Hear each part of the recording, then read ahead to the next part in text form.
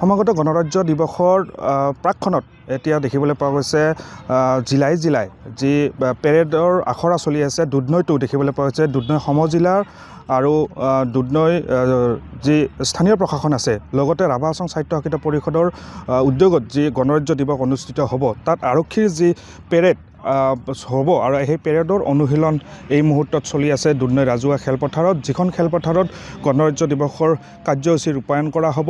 আৰু এইবেলি আচলতে দ্বিতীয়বাৰৰ কাৰণে দুধনৈত আৰক্ষীৰ দ্বাৰা পেৰেডত অংশগ্ৰহণ কৰিব আৰক্ষীৰ মহিলা পুৰুষকে ধৰি কনিষ্টবল, অসম আৰক্ষীৰ কনিষ্টবল জোৱানসকলে।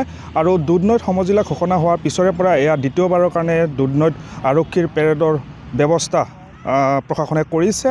15 আগষ্টত প্ৰথমবাৰৰ কাৰণে স্বাধীনতা দিৱসত প্ৰথমবাৰৰ কাৰণে ইয়াতে আৰক্ষীৰ পেৰেড অনুষ্ঠিত হৈছিলে আৰু এই গণৰাজ্য দিৱসত দ্বিতীয়বাৰৰ কাৰণে আচলতে ইয়াতে যি পেৰেডৰ অনুশীলন এতিয়া চলাই গৈছে। আৰু গণৰাজ্য দিৱসত এই পেৰেডৰ এইসকল অসম আৰক্ষীৰ মহিলা পুৰুষৰ জোৱানসকলে পেৰেডত অংশগ্ৰহণ কৰিব আৰু এই পেৰেডৰ বাবে যি আখৰা যি অনুশীলন সেই অনুশীলন চলাই যোৱা পৰিলক্ষিত হৈছে দুধনৈ ৰাজহুৱা খেলপথাৰ আৰু মোৰ সহযোগী ইয়াৰ দৃশ্য দেখুৱাই গৈছে আপোনালোকক।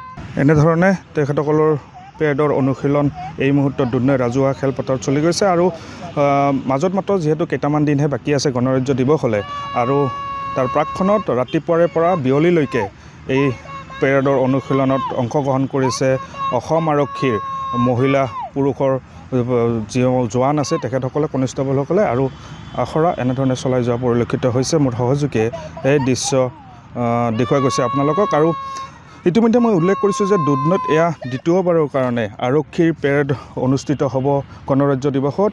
সমজিলা যেতিয়া দুধনৈ ঘোষণা কৰা হৈছিলে তাৰ পিছৰে পৰা আৰক্ষীৰ পেৰেডৰ অনুশীলন যেনেধৰণে চলাই গৈছে আৰু আৰক্ষীৰ দ্বাৰা যি পেৰেড অনুষ্ঠিত হ'ব গণৰাজ্য দিৱসত তাৰ যি অনুশীলন সেয়া এই মুহূৰ্তত চলাই যোৱা পৰিলক্ষিত হৈছে দুধনৈ ৰাজহুৱা খেলপথাৰত।